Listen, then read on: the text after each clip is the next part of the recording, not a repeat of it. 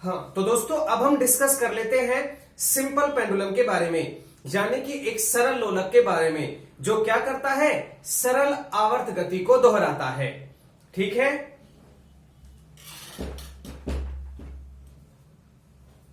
हाँ भाई, तो अब हम डिस्कस करते हैं सरल लोलक यानी कि एक सिंपल पेंडुलम।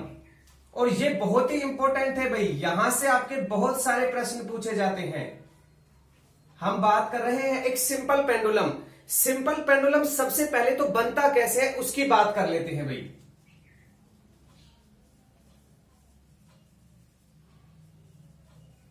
ठीक है, तो सिंपल पेंडुलम वास्तव में एक किसी रस्सी से बांधकर लटकाया हुआ कोई भारी द्रव्यमान है भाई। जैसे आप मान सकते हो कि आपकी जो घंटे वाली और जो पेंडुलम वाली घड़ी होती है, जो इस तरीके से उसके नीचे भाई क्या लटकता रहता है, पेंडुलम लटकता रहता है, वो वास्तव में आपका सरल लोलक का एग्जाम्पल हो सकता है। कैसे, देखो भाई, अभी अभी मैंने आपको बताया कुछ इस तरीके से कि ये कोई आधार है और उस आधार से मैंने किसी रस्सी की सहायता से क्या लटका दिया है भाई, कोई एक द्रव्यमान लटका दिया है। तो ये जो व्यवस्था है ये आपका सिंपल पेंडुलम कहलाता है। जब ये व्यवस्था आपकी स्थिर अवस्था में होती है तो कुछ इस तरह दिखाई देती है, और यहां इस अवस्था को कहते हैं माध्य अवस्था।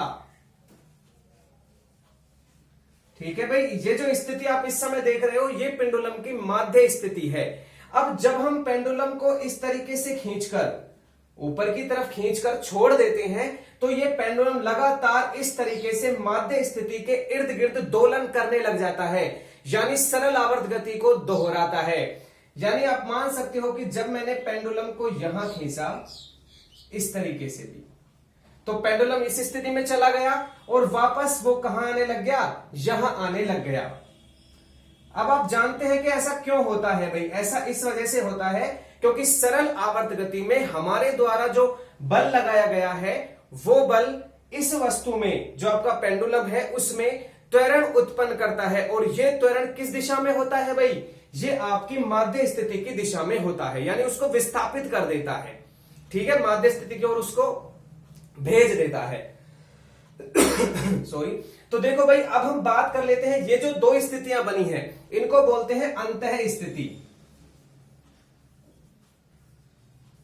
ठीक है, तो ये बीच वाली स्थिति तो है माध्य स्थिति, और ये दो स्थितियां जो आपको दिखाई दे रही है भाई ये है आपकी अंतः स्थिति, यानी कि अंत वाली स्थितियां, कोने वाली स्थितियां।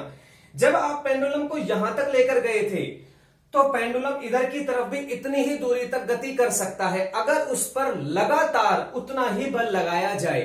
मैं फिर से कह रहा हूं, हम यहां पेंडुलम के रुकने की बात नहीं कर रहे, हम लगातार पेंडुलम को उसी दिशा में चला रहे हैं, क्योंकि सरल आवर्त गति का मतलब होता है निश्चित समय अंतराल में दोहराए जाना। तो ये दोनों स्थितियां आपकी हो जाती है अंतः स्थिति। ठीक है, अब देखो सवाल कैसे पूछा जाएगा। सबसे पहले मैं बात करता हूं माध्य स्थिति के बारे में। माध्य स्थिति, देखो भाई, पेंडुलम की जो माध्य स्थिति आपको दिखाई दे रही है, यहां पर मैं फिर से कह रहा हूं आपको केवल गतिशील पेंडुलम की बात करनी है, स्थिर पेंडुलम नहीं लेना। तो जैसे ही ये चलने लग गया था भाई, इस तरीके से घूमने लग गया, तो ऐसी स्थिति में जब भी पेंडुलम यहां जाएगा और वापस यहां आएगा, तो सबसे पहले तो आप मुझे बताइए कि एक चक्कर पूरा कहां तक होगा। सुनो भाई, यहां से जैसे ही पेंडुलम गया, यहां से गुजरा और यहां गया, फिर वापस जब यहां से गुजरेगा और वापस जब यहां आ जाएगा, तब जाकर इसका एक आवर्त पूरा होगा, एक फ्रीक्वेंसी पूरी होगी, एक चक्कर पूरा होगा। ठीक है, आप ऐसे भी कह सकते हो कि भाई यहां से आपने इधर की तरफ भेजा तो यहां से वापस यहां आएगा, यहां जाएगा और यहां तक आएगा। तो जहां से आपने स्टार्ट किया है ना भाई, जहां से आपने वस्तु को खींचना प्रारंभ किया है, अगर शुरू में माध्य स्थिति से इधर खींचा था, वापस इधर जाएगा और यहां आकर रुक जाएगा, तो एक दोलन है। अगर आपने स्टार्ट ही यहीं से किया है तो यहां आकर वापस वहां चला जाएगा, लेकिन स्टार्टिंग हमेशा माध्य स्थिति से ही करनी होगी। ठीक है भाई, तो आप समझ गए एक दोलन कितना होता है। अब यहां हम जब माध्य स्थिति की बात कर रहे हैं तो भाई जैसे ही आपने इसको पकड़कर छोड़ा तो यहां पर जो कण का वेग होगा, जो इस लोलक का वेग होगा, वो अधिकतम वेग होगा। अधिकतम होगा भाई, यहां पर कभी भी क्या नहीं होगा, इसका वेग परिवर्तित नहीं होगा, ना ही इसका वेग शून्य होगा। इसका वेग हमेशा यहां पर मैक्सिमम स्पीड से गुजरेगा। यहां से जैसे ही आएगा मैक्सिमम स्पीड से गुजरेगा। और इन दोनों माध्य स्थितियों पर तो आप देखोगे कि ये क्या करेगा, अपनी दिशा बदलेगा। तो जब भी कोई चीज इस तरीके से जाती है और वापस इसको अगर घूमना है, वापस इस दिशा में जाना है घूमते हुए, चाहे ऐसे गया और फिर वापस इस दिशा में आना है, तो वस्तु एक कुछ मिनी माइक्रो सेकंड के लिए क्या करती है, रुकती है, उसका वेग 0 होता है, तभी तो घूम पाते हैं। समझ गए? आप इस तरह दिशा में जा रहे हो और आप इसके विपरीत दिशा में जाना शुरू करो तो एक सेकंड के लिए आपको रुकना होगा, फिर आप वापस उसी दिशा में जाएंगे। तो यहां पर तो वेग क्या हो जाएगा, 0 हो जाएगा। मैं यहां अंत स्थितियां भी लिख देता हूं भाई। और दोस्तों यहीं से प्रश्न आएगा। अब देखो दोनों चीजें समझ में आ गई कि भाई यहां पर जो माध्य स्थिति है इसमें तो वेग होगा मैक्सिमम, वेग होता है भाई अधिकतम। और बात करें अगर अंतः स्थिति की तो वेग होता है निम्नतम। ये तो हो गया मैक्सिमम और ये हो गया मिनिमम। ठीक है, दोनों माध्य स्थितियों में, या आप इसको क्या बोल सकते हो, 0 भी बोल सकते हो। ठीक है, अब देखो दूसरी चीज भाई, जब वस्तु यहां से गुजर रही थी तो माध्य स्थिति पर वेग में कोई परिवर्तन नहीं हो रहा था, वेग कैसा था, मैक्सिमम था। लेकिन जैसे ही दोनों अंत स्थितियों पर वस्तु जाती है तो वहां वस्तु अपने आप को क्या करती है, विपरीत दिशा में गतिशील करती है, यानी वेग 0 करती है। अब वेग में एकदम से परिवर्तन होता है भाई, पहले वस्तु इस तरफ जा रही थी, अब वापस वस्तु घूमने वाली है, और वेग में परिवर्तन है तो क्या उत्पन्न होगा, त्वरण उत्पन्न होगा। बिल्कुल सही, और सरल आवर्त गति तो त्वरण पर ही आधारित है। तो यहां पर अगर मैं बात करूं त्वरण की, तो माध्य स्थिति में तो त्वरण होता ही नहीं है क्योंकि वेग में परिवर्तन 0 है। तो माध्य स्थिति पर तो त्वरण हो गया 0 यानी 0। और यदि बात करें अंत स्थिति के त्वरण की तो यह हो जाता है अधिकतम, मैक्सिमम त्वरण मिल जाता है भाई। यानी 1 सेकंड पहले जो त्वरण आगे बढ़ रहा था वो मंदन की तरह काम नहीं करने लग गया विपरीत दिशा में। ठीक है, ये हो गया मैक्सिमम। अगली चीज की बात करते हैं भाई, दूसरी चीज आपके पास आएगी स्थितिज ऊर्जा। स्थितिज ऊर्जा की बात कर लेते हैं। यहां भी स्थितिज ऊर्जा और यहां भी क्या है भाई, आपकी स्थितिज ऊर्जा। स्थितिज ऊर्जा का मतलब होता है क्या, हाँ, पोटेंशियल एनर्जी की मैं बात कर रहा हूं भाई। वस्तु में उसकी स्थिति के कारण जो एनर्जी उत्पन्न हो जाती है वही तो आपकी स्थितिज ऊर्जा होती है। अब वस्तु की स्थिति का मतलब होता है जब वो किसी जगह पर स्थिर रखी है। जैसे मान लो अब ये आपका जो मार्कर है ये इस तरीके से रखा है, इसमें स्थितिज ऊर्जा संचित हो चुकी है, क्योंकि जैसे ही मैं इसको छोड़ूंगा ये अपने आप ही नीचे की तरफ गिरने लग जाएगा। ठीक है, लेकिन यहां पर दोस्तों केवल अंतः स्थितियां ही ऐसी है कि जहां पर वस्तु अपने आप गति कर रही है। जैसे आपने यहां वस्तु को रख दिया तो ये वाली जो स्थिति है ना, इसके बाद अगर आप दूर भी हट जाएं तो इसने स्थितिज ऊर्जा संचित कर ली। अब ये अपने आप ही तो दोलन कर रहा है, यानी इसमें पोटेंशियल एनर्जी स्टोर हो जाती है। तो यहां पोटेंशियल एनर्जी क्या है, मैक्सिमम है। देखो स्थितिज ऊर्जा अधिकतम। और बात करूं यहां माध्य स्थिति में अगर मैं पोटेंशियल एनर्जी की, तो यहां तो भाई कोई भी पोटेंशियल है ही नहीं। यहां तो वस्तु क्या कर रही है, निरंतर रूप से गति कर रही है। यहां तो वस्तु रुकी ही नहीं। जब रुकी नहीं तो इसका मतलब स्थितिज ऊर्जा 0 हो जाएगी। ठीक है, अब अंतिम चीज की बात कर लेते हैं और वो है आपकी गतिज ऊर्जा, यानी कि आपकी काइनेटिक एनर्जी। भाई बहुत इंपॉर्टेंट चीजें आप पढ़ रहे हो, ध्यान रखना। ये सीधा आपसे पूछेगा कि सरल लोलक में माध्य स्थिति पर 0 होता है, तो आपको 4 ऑप्शन मिलेंगे, आपको उसमें से छांटना पड़ेगा। यहां हम गतिज ऊर्जा की बात कर रहे हैं भाई। गतिज ऊर्जा अगर लेके चले तो देखो अंतः स्थितिजों पर तो क्या है, वस्तु रुक रही है।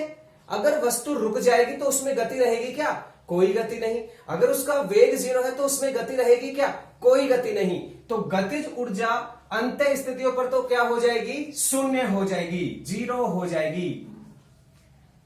अंतः स्थितियों पर, माफ कीजिए, अंतः स्थितियों पर क्या हो जाएगी भाई, 0 हो जाएगी। अरे भाई अंतः स्थितियों पर वस्तु रुक रही है ना, अंतः स्थितियों पर वेग क्या है, 0 है, तो गतिज ऊर्जा भी क्या हो जाएगी, 0 हो जाएगी। और बात करें माध्य स्थिति की, तो माध्य स्थिति में तो गतिज ऊर्जा मैक्सिमम होगी, क्योंकि यहां पर तो वेग क्या है, मैक्सिमम है, तो स्थितिज ऊर्जा भी क्या हो जाएगी, मैक्सिमम, यानी कि अधिकतम गतिज ऊर्जा। तो ये है भाई इंपॉर्टेंट दोनों पॉइंट, किसके लिए, आपके सरल लोलक के बारे में। ये आपको याद करने हैं 4 और 4 8 बातें, लेकिन आपको मैंने इस तरीके से समझाया कि आपको रटने की जरूरत ही नहीं पड़ेगी। तो सरल लोलक के बारे में जानकारी मिल गई भाई। माध्य स्थितियों पर तो क्या क्या शून्य होता है, वेग तो अधिकतम, त्वरण शून्य, स्थितिज ऊर्जा शून्य और गतिज ऊर्जा मैक्सिमम। बात करें अंत स्थिति की तो वेग है निम्नतम, त्वरण अधिकतम, स्थितिज ऊर्जा अधिकतम और गतिज ऊर्जा शून्य हो जाती है। तो ये कुछ बात की थी भाई किसके बारे में, हमने सरल लोलक के बारे में। ठीक है, इनको आप लिख सकते हैं, स्क्रीनशॉट ले सकते हैं, फिर चलते हैं हम इससे आगे।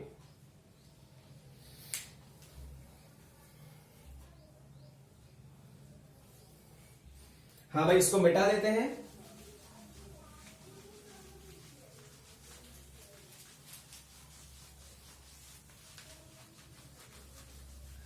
अब भाई देखो, सरल लोलक से ही एक पॉइंट और आपसे पूछ लिया जाता है, इस सरल लोलक का आवर्तकाल, सरल लोलक के आवर्तकाल के बारे में आपसे पूछ लिया जाता है। हाँ, मैं क्या आपसे एक बात पूछ सकता हूं भाई, जो सरल लोलक है क्या वो एक झूला भी हो सकता है? हाँ बिल्कुल सही, झूला और सरल लोलक वास्तव में एक ही चीज है, सिंपल पेंडुलम एक ही चीज है। ठीक है, वो भी किसी आधार से लटका हुआ है और वो भी इस तरीके से क्या करता है, सरल आवर्त गति दोहराता है। ठीक है, अब देखो यहां पर मैं आपसे बात कर रहा हूं इसके आवर्त काल के बारे में, तो मैं यहां लिख देता हूं सरल लोलक यानी कि सिंपल पेंडुलम का आवर्त काल। आवर्त काल से मतलब है भाई कि आपका एक चक्कर पूरा करने में कितना समय लगता है। मैंने आपको समझाया भाई, यहां से ये वस्तु माध्य स्थिति यहां गई, उसके बाद यहां वापस आई और वापस बीच में आएगी, तब जाके इसका एक चक्कर पूरा माना जाएगा, एक दोलन माना जाएगा। तो उस दोलन में कितना समय लगता है, टाइम पीरियड टी, उसको कहते हैं आवर्तकाल। और सीधा ही प्रश्न आपसे सूत्र के हिसाब से पूछता है, और सूत्र होता है 2 pi under root L upon G। बस भाई ये सूत्र आपको याद रखना है, किसके बारे में, आवर्तकाल के बारे में। और अगर आपसे इसकी आवृत्ति पूछे तो क्या कर दोगे, इस सूत्र का अपोजिट कर दोगे, यानी कि 1 सेकंड में कितने चक्कर लगाएगा भाई, तो हम क्या कर देंगे इसका उल्टा, 1 अपॉन टी। तो 1 अपॉन टी कर दो भाई, 2 पाई तो कहां चला जाएगा, नीचे, रूट की जगह रूट, जी कहां चला जाएगा, ऊपर, और एल आ जाएगा नीचे। ठीक है भाई, तो ये हो गई आपकी आवृत्ति। यहां आवर्तकाल और आवृत्ति से सीधा ही प्रश्न पूछा जाएगा। अब आपको बता देता हूं भाई जी और एल क्या है। देखो, जी तो है यहां पर आपका गुरुत्वीय त्वरण, जो पृथ्वी अपनी और वस्तुओं को खींचते समय त्वरण आरोपित करती है, लगाती है, वो आपका गुरुत्वीय त्वरण है जी। और भाई इसको किससे लिखते हैं, बिल्कुल इसका मान है 9.8 मीटर प्रति सेकंड स्क्वायर, कई बार इसको 10 भी मान सकते हैं। ठीक है, बात करें एल की, तो यह है भाई वस्तु की या लोलक की, जो आपका झूला है, सरल लोलक है, उसकी प्रभावी लंबाई क्या है, प्रभावी लंबाई। और दोस्तों प्रभावी लंबाई हमेशा गुरुत्व केंद्र से मापी जाती है, नहीं समझे। देखो भाई यहां पर आप खड़े हुए हो, ठीक है, यह आपका चित्र है, और यहां पर आपके अगर गुरुत्व केंद्र या द्रव्यमान केंद्र की मैं बात करूं, वस्तु के लिए द्रव्यमान केंद्र, तो आपका सारा द्रव्यमान आपकी नाभि में स्थित होता है भाई, यानी आपके द्रव्यमान का अगर केंद्र माना जाए, उस केंद्र को क्या कह सकते हैं, आपका द्रव्यमान केंद्र। तो आपका अगर ये केंद्र ऊपर की तरफ जाएगा, यानी कहां जाएगा, इस पेंडुलम से ऊपर की तरफ जाएगा, तो आप ये अगर अपनी प्रभावी लंबाई को कम करेगा तो वहां हम इस लंबाई की बात करेंगे। ठीक है, और अगर प्रभावी लंबाई में वृद्धि करेगा तो भी हम इसी लंबाई की बात करेंगे। वस्तु का गुरुत्व केंद्र नहीं, द्रव्यमान केंद्र हम यहां पर लेकर चलेंगे, और उस द्रव्यमान केंद्र से ही क्या नापी जाएगी, प्रभावी लंबाई। अभी मैं एक उदाहरण लूंगा तो आपको सारी चीजें समझ में आ जाएंगी। देखो कैसे, एक एग्जाम्पल से इसको समझेंगे भाई, बहुत आसान एग्जाम्पल है और एग्जाम में वही आएगा, वही आपसे पूछा जाता है। यहां मैं दोस्तों बात करता हूं एक झूले की गति, और झूले की गति से प्रश्न आपने देख लिया होगा, एग्जाम में सीधा ही पूछा जाता है। ये रहा भाई एक झूला,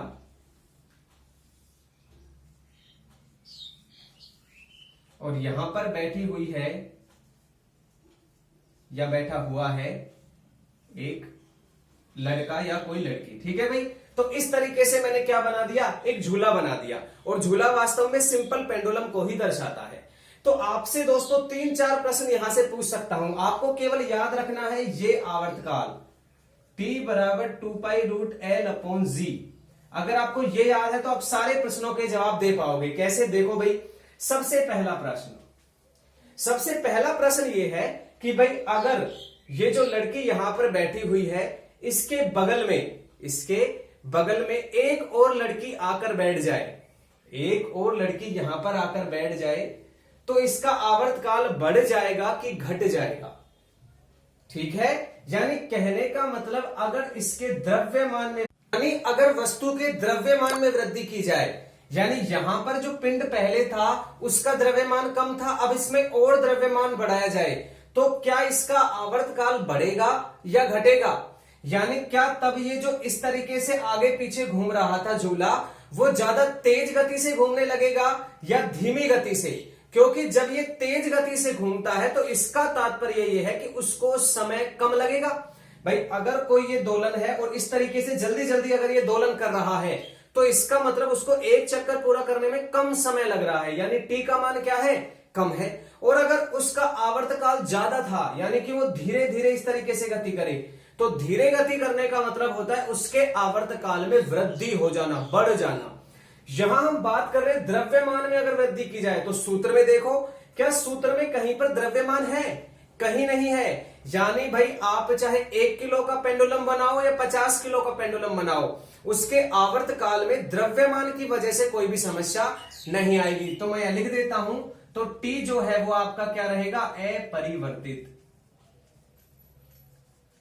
ठीक है भाई, यानी कि द्रव्यमान में वृद्धि होने से T क्या रहता है, अपरिवर्तित रहता है, उसका आवर्तकाल बदलता नहीं है। दूसरी बात भाई, अगर इस जो पेंडुलम है, जो झूला है, उस झूले की रस्सी को बढ़ा दिया जाए, यानी इसकी लंबाई को बढ़ा दिया जाए। ध्यान रखना यहां पर प्रभावी लंबाई की बात हो रही है, यहां है इसकी प्रभावी लंबाई पूरे पेंडुलम की, तो प्रभावी लंबाई में वृद्धि की जाए, यानी मैं बोल देता हूं लंबाई में वृद्धि।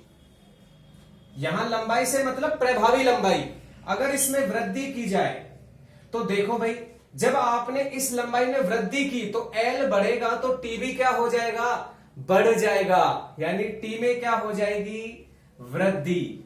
और अगर इसमें कमी की जाएगी तो भाई T में भी क्या हो जाएगी, कमी हो जाएगी।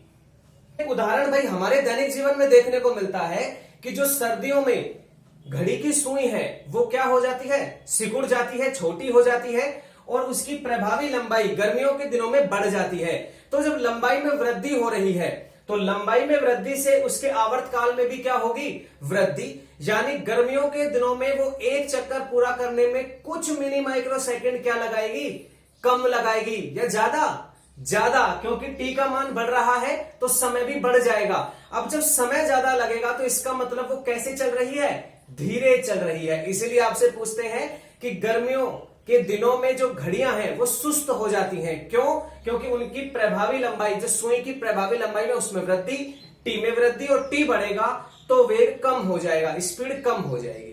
ठीक है, अगला देखो नंबर 3। तीसरा नंबर है भाई, अगर ये लड़की अपने झूले पर खड़ी हो जाए, यानी अभी तो ये बैठी हुई है, अगर ये खड़ी हो जाए, तो मैं लिख देता हूं, ये इसी तरीके से आप समझ सकते हो। देखो प्रभावी लंबाई में क्या हो रही है, हाँ अब अपना दिमाग लगाओ भाई कि अगर ये लड़की खड़ी हो जाएगी तो इसका जो द्रव्यमान केंद्र है वो ऊपर चला जाएगा।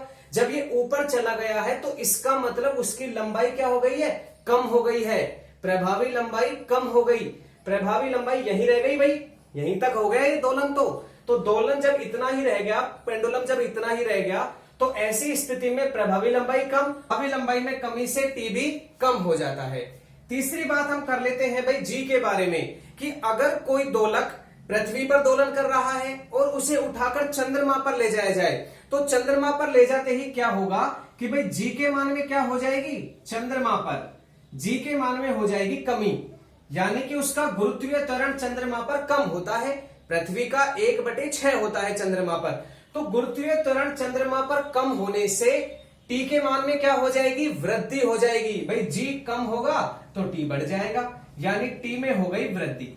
अब जब टी में वृद्धि हो गई तो इसका मतलब वहां पर जो घड़ियां हैं, जो पेंडुलम है, वो धीरे धीरे चलेंगे, क्योंकि टी बढ़ता है तो वेग कम हो जाता है। नंबर 4, भाई अगर इसी जो पेंडुलम है इसी को अंतरिक्ष में ले जाया जाए, कोई पेंडुलम है और उसको अंतरिक्ष में ले जाया गया और वहां पर उसको क्या किया गया, भाई गति करवाई गई, तो देखो अंतरिक्ष में जो जी है, जी का मान कितना होता है, 0। अंतरिक्ष में गुरुत्वीय त्वरण का मान 0 है, क्योंकि वहां पर कोई वातावरण ही नहीं है। तो 0 मान होने से रखो 0, जैसे ही जी का मान 0 होगा तो भाई टी क्या हो जाएगा, अनंत हो जाएगा। टी हो जाएगा भाई इंफिनिटी, यानी अनंत। अब जब टी का मान अनंत हो गया है, यानी एक दोलन करने में उसको अनंत समय लगेगा। अगर उसको एक बार आपने ऐसे खींच के इधर छोड़ दिया तो भाई वो वापस एक दोलन पूरा करने में इतने वर्ष लगाएगा कि आप बैठे बैठे देखते ही रहो, वो कभी वापस पूरा करेगा ही नहीं, क्योंकि वहां पर जी का मान 0 है। तो वहां पर आपका टी हो जाता है इंफिनिटी। आपसे पूछेगा अंतरिक्ष में किसी सरल लोलक के आवर्तकाल का मान होता है, तो आप कहेंगे भाई अनंत, क्योंकि ग्रेविटी कितनी है वहां पर, 0 है। तो ये 4 बिंदु आपको याद रखने हैं भाई। लंबाई बढ़ेगी तो टी भी बढ़ेगा, जी घटेगा तो टी बढ़ेगा, और जी बढ़ेगा तो टी का मान कम हो जाएगा। और टी और जो वेग है वस्तु का, पेंडुलम का, वो एक दूसरे के अपोजिट है। अगर कोई वस्तु समय ज्यादा ले रही है, टी ज्यादा ले रही है, तो इसका मतलब वो धीरे चल रही है, और अगर वो टी कम ले रही है तो इसका मतलब वो तेज चल रही है। तो ये सारी बातें भाई हमने किसके बारे में कर ली, सरल लोलक के बारे में। ठीक है भाई। इसी प्रकार दोस्तों सरलावर्त गति में एक अंतिम चीज स्प्रिंग हमारी बच रही है, उसकी भी बात कर लेते हैं जल्दी से। हालांकि वहां से ज्यादा प्रश्न नहीं आते हैं, आपके जो अधिकतम प्रश्न है वो या तो आपके सरल लोलक की स्थितियों से आएंगे जो अभी हमने चर्चा की, या फिर आपके झूले से पूछे जाएंगे।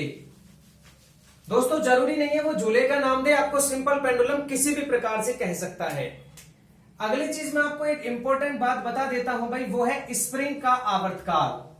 क्योंकि स्प्रिंग भी भाई क्या करती है, आपकी सरल आवर्त गति को दोहराती है। तो स्प्रिंग के आवर्तकाल को ही बस आप याद कर लोगे तो भी आपका काम चल जाएगा। देखो स्प्रिंग का आवर्तकाल का सीधा सूत्र आपको याद कर लेना है भाई, और वो है T बराबर 2π√m/k। ये होता है स्प्रिंग का। ये मैं आपको इस वजह से करा रहा हूं ताकि आप दोलन में और इसमें कंफ्यूज ना हो। जो आपके सरल लोलक का है उसमें और स्प्रिंग के जो टाइम पीरियड है उसमें आप कंफ्यूज नहीं होंगे भाई।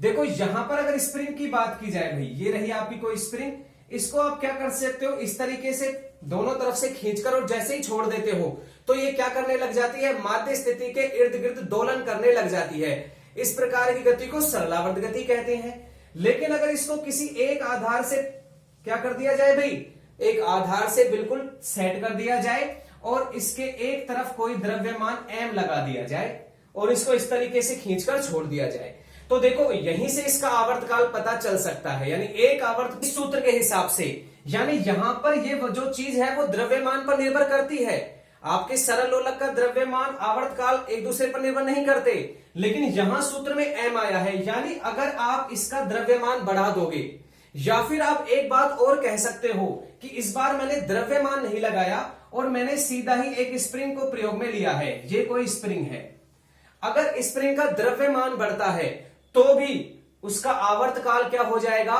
बढ़ जाएगा। इस बात को आप याद रखें भाई, चाहे आप उससे जुड़े हुए द्रव्यमान की बात करें या स्प्रिंग के द्रव्यमान की बात करें, उसका आवर्तकाल बढ़ जाएगा, क्योंकि m के बढ़ने से t भी बढ़ जाएगा और उसका दोलन क्या हो जाएगा, बिल्कुल कम। भाई t बढ़ गया तो उसका दोलन धीरे धीरे होगा, बिल्कुल धीरे धीरे होगा। दूसरी चीज यहां पर k की बात की गई है भाई, k होता है आपका स्प्रिंग कांस्टेंट, स्प्रिंग नियतांक। अगर इसकी बात करें तो देखो स्प्रिंग नियतांक का मतलब होता है उस जो स्प्रिंग है उसकी गुणवत्ता कैसी है, यानी वो कितनी भारी है और कितनी हल्की स्प्रिंग है। आप देखते हो स्प्रिंग का कड़ापन, आप कई स्प्रिंग ऐसे देखते हो जो बहुत टाइट होती है, जिसको खींचने में बहुत ज्यादा बल लगता है, कुछ स्प्रिंग थोड़ी ढीली होती हैं। ठीक है, तो बात करते हैं स्प्रिंग नियतांक की, तो कह सकते हैं दोस्तों कि जो कड़ा स्प्रिंग होता है, कड़े स्प्रिंग का, इसका मतलब जो जल्दी से दबता नहीं है, उसका K कम होता है और उसके लिए T का मान अधिक होता है। अगर K कम रहेगा तो T उसका आवर्तकाल ज्यादा होगा, यानी उसको दोलन करने में बहुत ज्यादा समय लगेगा, धीरे धीरे चलेगा। वहीं अगर इसका अपोजिट बात करें, कोई बढ़िया वाला स्प्रिंग है और उसका स्प्रिंग नियतांक ज्यादा है, ठीक है, वो जल्दी से दब जाता है, तो उसके के का मान ज्यादा और टी का मान क्या हो जाएगा, कम, यानी वो जल्दी जल्दी से दोलन करने लग जाएगा। तो ये था भाई स्प्रिंग का आवर्तकाल। तो इसी के साथ हमारा सरल आवर्त गति का पोर्शन समाप्त होता है। भाई कैसी लगी वीडियो? अगर वीडियो पसंद आई तो वीडियो को लाइक करें, हमारे चैनल पर नए हैं तो चैनल को सब्सक्राइब करें, और कोई भी आपका कमेंट है तो उसे कमेंट बॉक्स में करें। थैंक यू सो मच भाई।